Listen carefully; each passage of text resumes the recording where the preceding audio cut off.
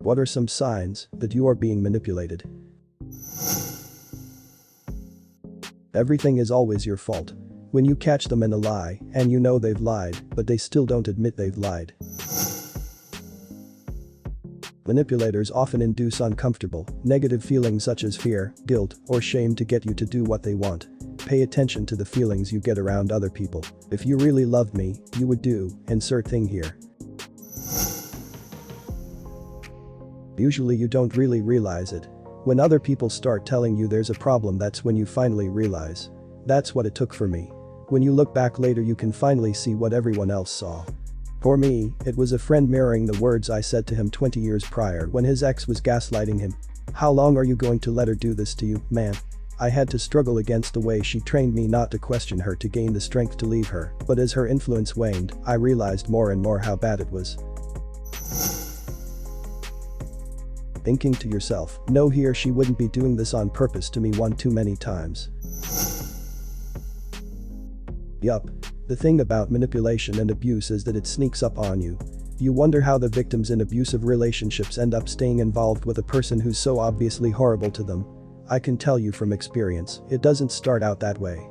It escalates gradually until, by turns, you find yourself excusing the inexcusable. Not just romantic relationships either. Abusers of any stripe keep pushing and pushing your boundaries to see what you'll forgive. They make you feel like you're losing it, or like you're somehow the villain. I also wish everyone knew it doesn't have to be on purpose to be manipulative and abusive. It's easy to feel like, oh, they didn't mean it, so it's fine, but we are responsible for the harm we cause, whether we mean to or not. My ex used guilt and self-harm to manipulate me, and I don't think it was intentional, so much as she just internalized that that's what people respond to, so that's how you get help and attention. But when I took stock of the situation, I saw how much one-sided forgiveness and preemptive compromise and walking on eggshells I was doing. I saw how regardless of her intent, and even if her feelings were genuine, it was still wicked toxic. I was being harmed, and I had the right to walk away. You are being forced to make decisions that you are uncomfortable with. You feel like someone is always pushing you to make rush decisions. You never get the last word. Someone behaving differently in public versus in private. You're being manipulated when the essential message is, be reasonable and do things my way. When you do what people want you to do, but they won't do what you want them to do. You're questioning yourself. The term gaslighting is often used to identify manipulation that gets people to question themselves, their reality, memory or thoughts. A manipulative person might twist what you say and make it about them, hijack the conversation, or make you feel like you've done something wrong when you're not quite sure you have. The feeling of walking on eggshells. The sick feeling in your stomach when you think they're mad at you about something. You no longer have friends. You have issues with family. Nothing about your life as of your choosing. You filter everything you say to avoid fights. Suppressing your opinions. Feeling like you're living someone else's life. Constantly complimenting the person. Constantly reassuring the person. Always putting their feelings before yours. I could keep going, but I'm sure you get the picture. If someone is discouraging you from talking to or hanging out with your friends and family.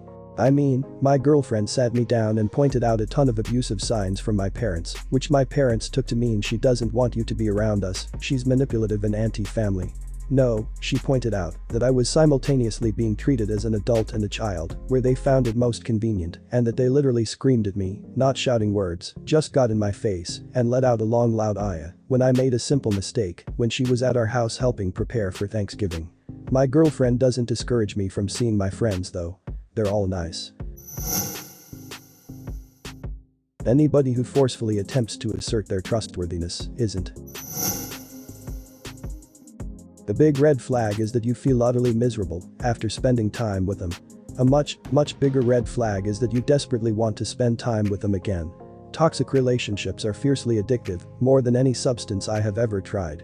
If a person makes you absolutely miserable and you feel like you can't live without them, you're in serious trouble. Only some very good friends, and if possible a therapist, can get you out of that.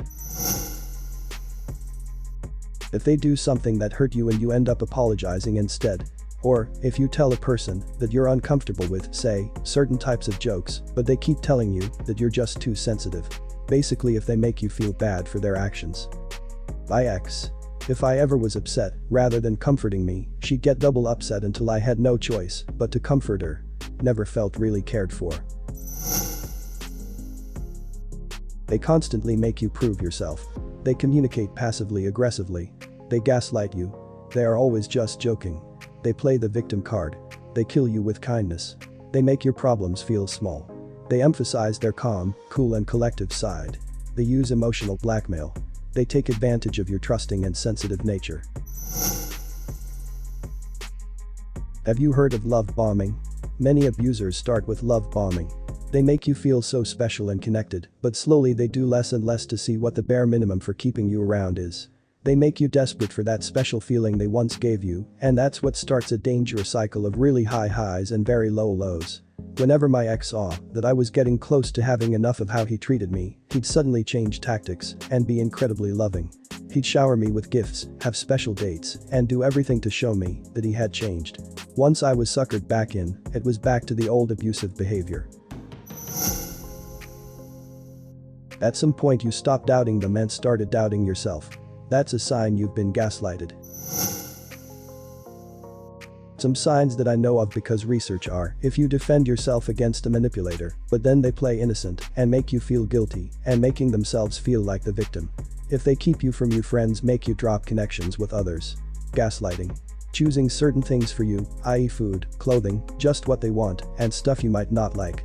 Making you stay home instead of going out, and there are tons of more, but those are what I decided to list because I'm lazy. For me, it was being accused of being overly sensitive. Turns out it's completely reasonable to be offended by offensive things. Aggressiveness or anger or conversation steering at the very beginning of a discussion that they don't want to have.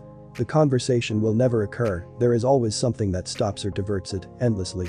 My ex used to punish me by getting angry and withdrawing affection, cold shoulder, if I would question or criticize her.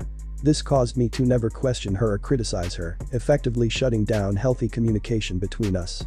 When we divorced, I found out how much money she'd been wasting, and with my head clear I figured out all of the things she'd been hiding from me for years. I didn't realize what she'd been doing. I thought I was the bad guy, and I spent 15 years trying to compensate for my perceived inadequacy.